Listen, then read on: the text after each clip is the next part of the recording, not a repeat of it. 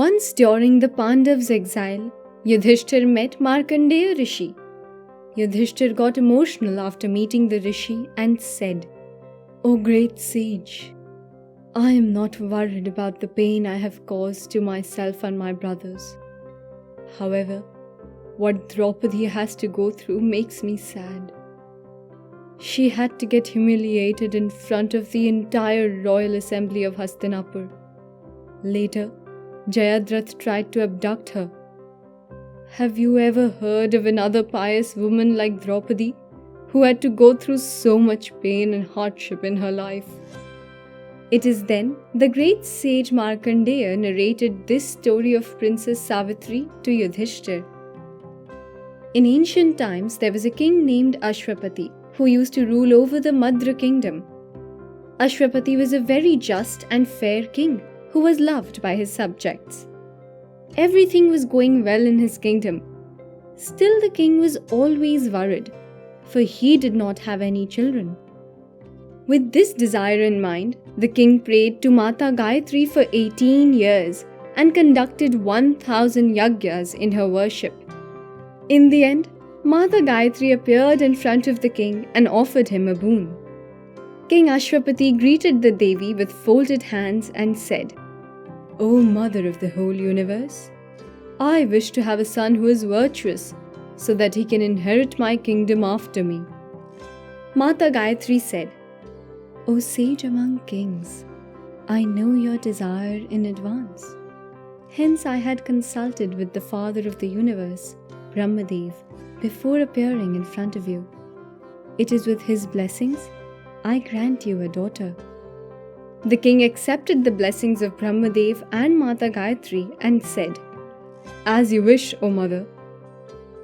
In time, Queen Malvi gave birth to a beautiful daughter. Honoring Mata Gayatri, the king named his daughter Savitri. Savitri was no less than a goddess in beauty and virtues.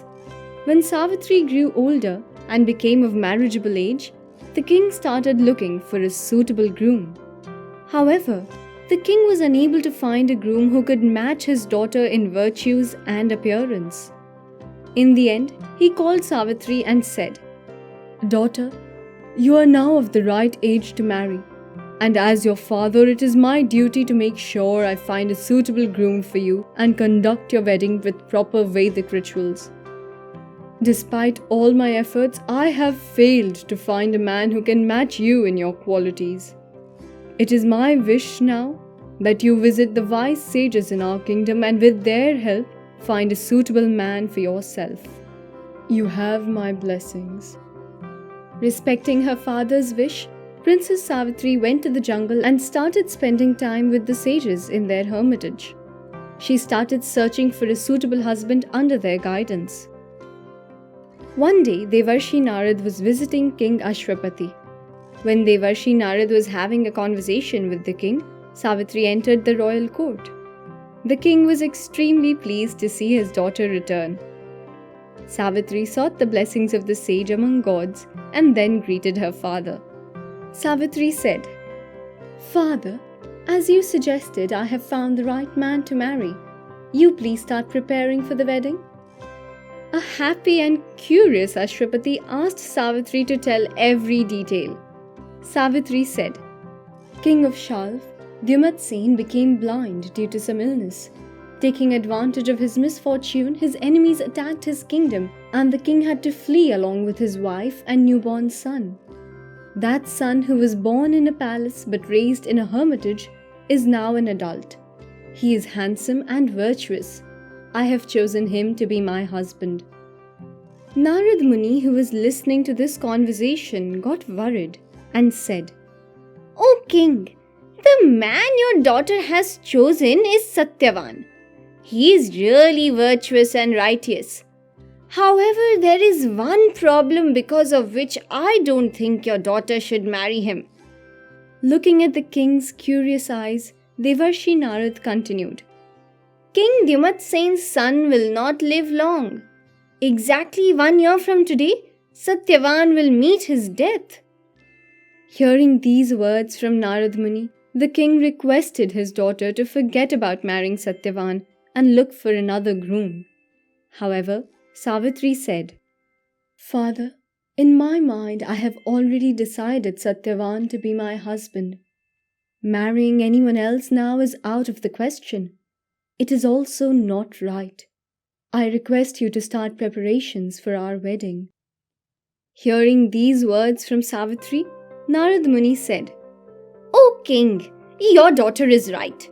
You should wed your daughter as per her wish without any worry. I bless this union." King Ashwapati approached King Dyumatsen in his hermitage and proposed Savitri's marriage to his son Satyavan. With the blessings of both parents, the wedding happened as per Vedic rituals. After the wedding, Savitri denounced all the royal possessions and started living in her hermitage with her husband and in-laws. However, she never forgot the words of Narad Muni. She kept counting days. 4 days before the fateful day, Savitri started fasting and praying to gods. She did not eat or drink anything for these 4 days. On the fateful day when Satyavan decided to head to the forest to pick some fruits and wood, Savitri insisted on accompanying him. For the first time since her wedding, Savitri had expressed some desire, so her in-laws insisted that Satyavan fulfill her simple wish and take her with him. Throughout the way, Savitri kept remembering the words of Narad Muni. Suddenly, Satyavan started sweating and felt very weak. He came to Savitri and said, "Savitri, I am feeling very tired and cannot even stand. I think I should rest for a while." Satyavan rested his head on Savitri's lap and fell asleep. In a moment, his body became colorless, and Savitri noticed a heavy-set man dressed in red and holding a noose in his hand, standing in front of them. Savitri said, "Looking at your divine appearance, I have no doubt that you are a god. I request you to introduce yourself and let me know what you desire coming here." Yamraj replied, "I am Yam. Your husband's time on earth has come to an end. Hence I have come to carry him with me." After saying these words, Yam tied Satyavan's soul to his noose and started going away. Savitri started following him. Noticing Savitri coming after him, Yamdev stopped and said, "Go back, Savitri. Go and perform the last rites of your husband." Hearing Yamraj's words, Savitri said, "O God of death, according to dharma, wherever my husband goes, I am supposed to follow."